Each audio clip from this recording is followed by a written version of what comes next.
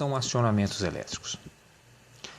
São técnicas e métodos para acionamentos e proteção de máquinas, motores de indução monofásicos ou trifásicos e até outros equipamentos. Todo motor elétrico ele possui uma placa identificadora. Essa placa é colocada pelo fabricante já tendo uma norma. Tá? Para você saber instalar o motor, é extremamente importante que você saiba interpretar as informações contidas nessa placa. Não basta você saber instalar uma contactora, colocar um relé térmico, fazer um quadro bonito, né, dentro da metrologia, se você não sabe identificar essas informações, entender o princípio de funcionamento do motor, e esse motor vir a queimar depois.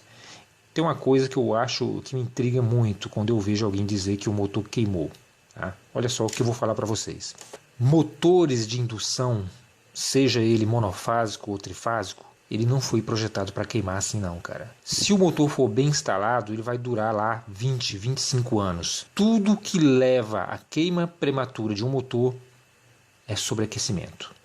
Aliás, motor não queima por outro motivo que não seja o sobreaquecimento. E o que leva ao sobreaquecimento do motor? É justamente isso que a gente vai falar hoje aqui. Tá? Entenda por que o motor aquece e por que ele queima. Então, se você tem dispositivos que consigam enxergar esse sobreaquecimento e impedir o funcionamento do motor, ele não vai queimar. Então, quando você tem motores queimando prematuramente, pode ter certeza absoluta que tem merda no comando dele. Tá ok? Alguma coisa não funcionou como deveria funcionar. Então, o objetivo dessa aula hoje é a gente começar a entender o princípio de funcionamento de um motor e como a gente faz um comando ou um acionamento de forma que esse motor não queime prematuramente. Essas placas que os fabricantes colocam lá, tá? Elas contêm informações que determinam características nominais de desempenho dos motores, tá? E é através dessa interpretação que você saberá dimensionar todas as proteções e os condutores para ele. Por exemplo, qual é a contactora que você vai colocar? Qual o tamanho da contactora? Que tipo de proteção térmica que você vai utilizar lá? Disjuntor, fusível, disjuntor motor, relé de sobrecarga? Qual é a faixa de sobrecarga que você vai colocar lá? Baseado em que critério que você vai dimensionar? Qual é a bitola do condutor? Qual é a distância disso? Qual é o valor aceitável de queda de tensão para você fazer a partida desse motor? E qual é o método de partida que você vai utilizar lá?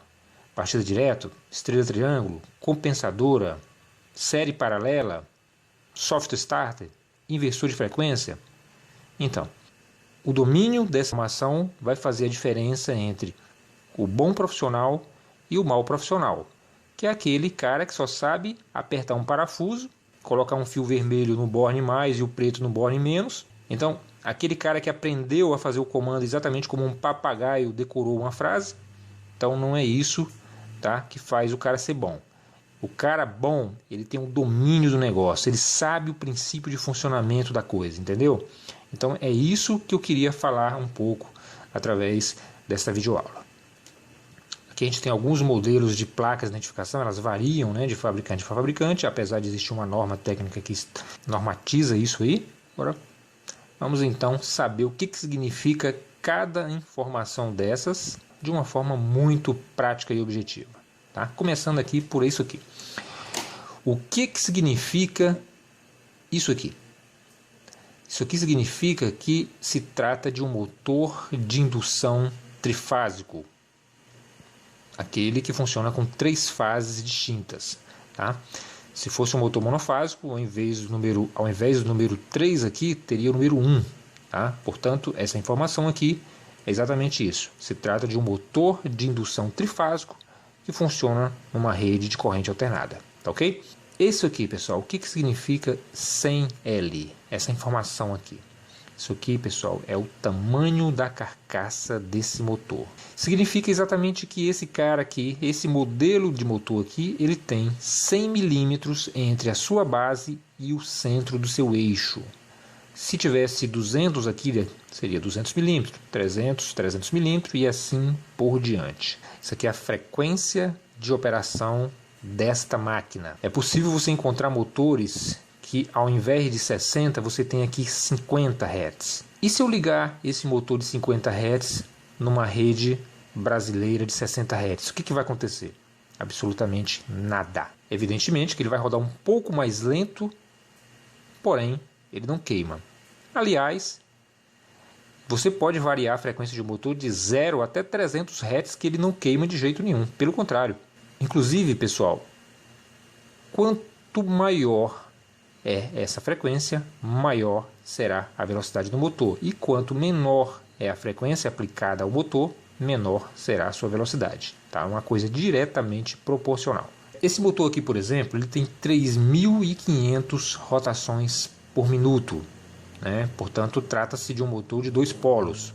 Só que para você conseguir essa rotação, você tem que necessariamente aplicar essa frequência. Se você reduzir a frequência dele pela metade, digamos 30 Hz, automaticamente essa rotação cai pela metade, vai para 1750 RPM.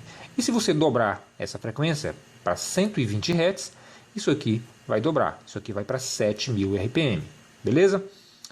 Então, você pode tranquilamente variar a velocidade de um motor de 0 a 300 ou até mais que isso, tá? Eletricamente não há problema algum, o motor suporta. Tem que ver se a carga que está acoplado ao eixo desse motor, ele suporta essas variações de velocidade, que deve ser feito através de um inversor de frequência ou outro dispositivo qualquer de potência aí, beleza? Categoria, isso aqui está relacionado ao conjugado de partida dos motores, né? E essa categoria N, ela se destina à maioria das cargas nominais, né? Então é o acionamento de cargas como bombas, né? Máquinas operatrizes, ventiladores, né? Então existe várias categorias, entendeu? A maioria dos motores estão classificados aí na categoria N, tá? Por exemplo, a categoria H, ela é usada para cargas que exigem maior torque na partida, né? Como peneiras, hibridadores e coisas desse tipo, tá? Já a categoria D, ela é utilizada em sistemas que necessitam de conjugados de partidas muito alto e correntes de partida limitada, né? Tipo prensas, né? Aquelas prensas excêntricas, elevadores, tá? E coisas desse tipo aí, tá? Existem outras categorias, inclusive pode ser feito um projeto especial, né? Você pode encomendar ao fabricante que trabalhe com outras categorias dependendo da sua necessidade, beleza? Isso aqui, olha só. Isso aqui é que dá conta da potência do motor. Inclusive, isso aqui é uma das informações mais interessantes que tem, né? E eu queria começar dizendo para você não confundir torque com potência, tá? Torque, pessoal, é uma força que tende a rodar ou virar objeto. Por exemplo, quando você usa uma chave de fenda e aplica determinada força para apertar um parafuso, então cria-se um torque sobre o eixo desse parafuso, que tende a girar. Potência seria a medida de quão rápido esse trabalho seria executado, tá? Então, se você usar uma alavanca, você pode gerar mais torque sobre o eixo do parafuso e pode até quebrar. Mas será que você consegue girar esse parafuso a 1.800 vezes por minuto? Então, exatamente isso. Então, existe uma relação entre potência e torque. Olha só, a gente deu um zoom aqui nessa etiqueta. Eu queria mostrar para vocês que esse motor ele tem duas grandezas aqui. Ou ele é 5 cavalos, ou você pode chamar de 3,7 kW. Então, 5 cavalos equivale a 3,7 kW.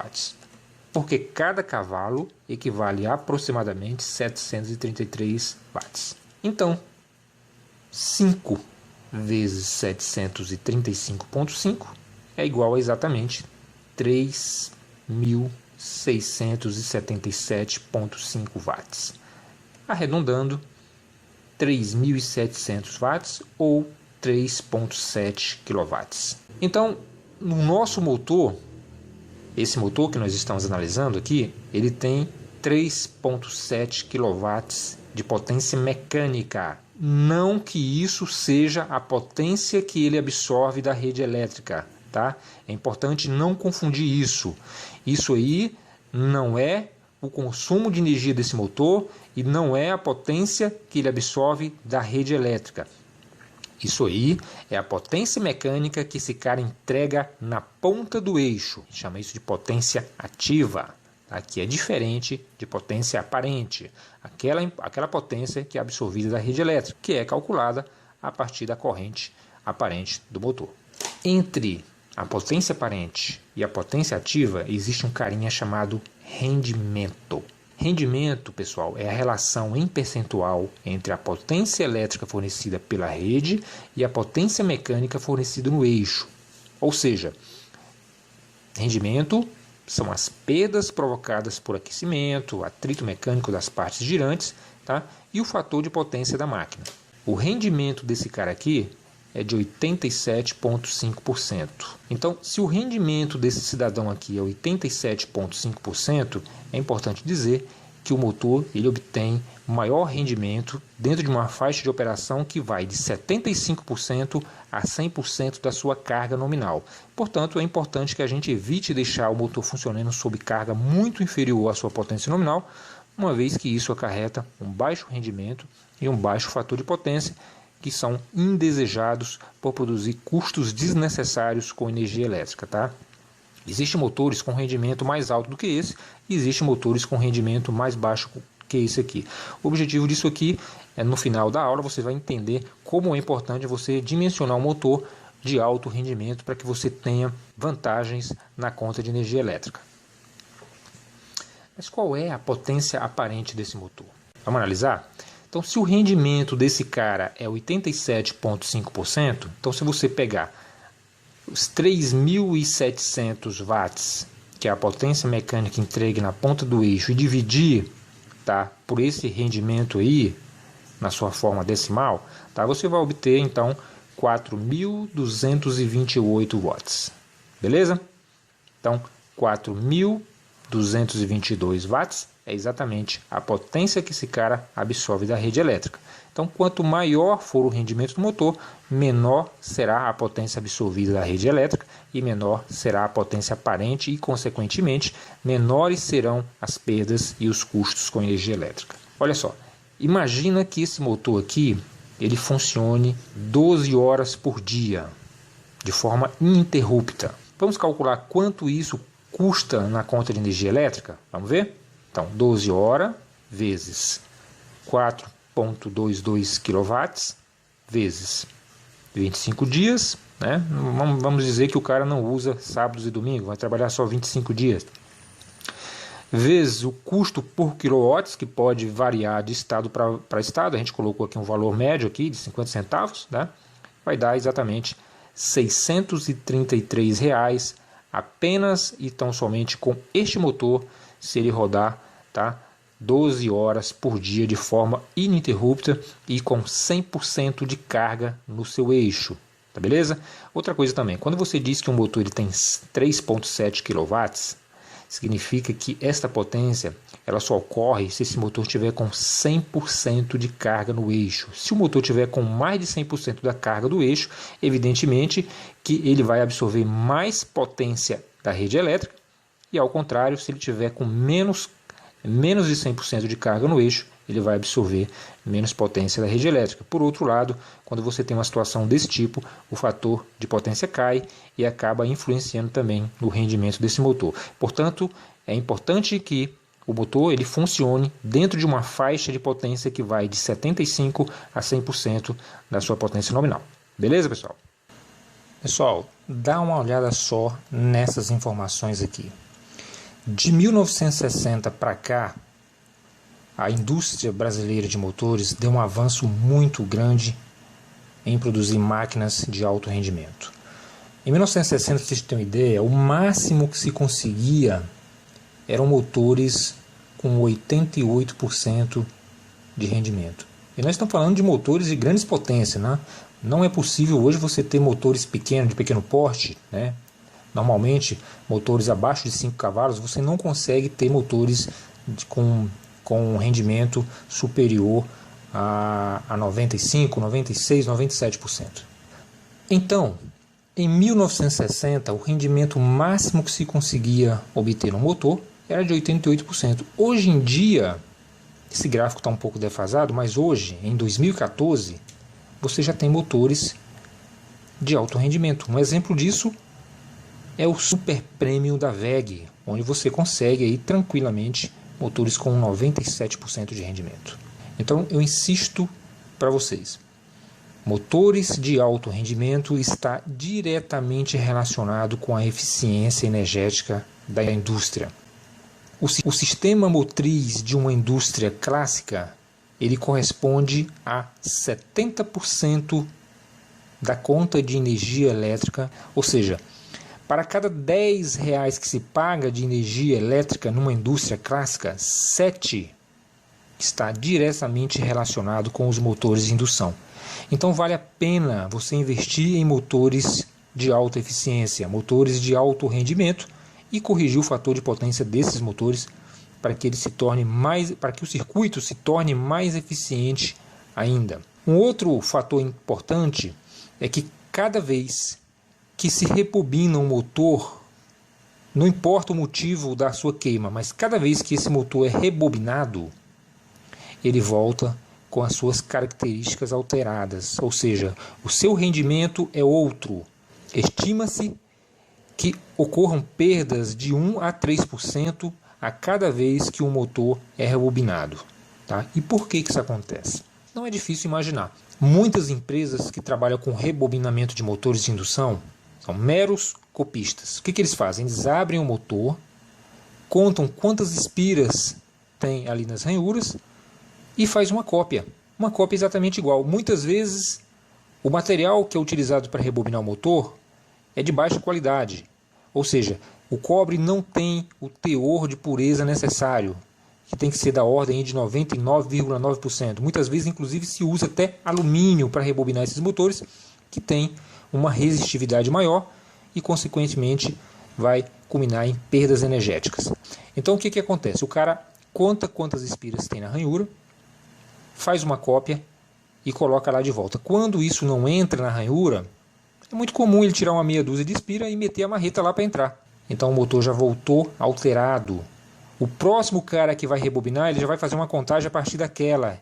E essa prática ela vai se perpetuando de forma que quando o motor é rebobinado 2 a 3 vezes, tá? O motor está igual um câncer para minar os recursos energéticos da empresa. Então nesses casos é melhor jogar no lixo e comprar um motor 0 km e um motor de alto rendimento. Tá ok?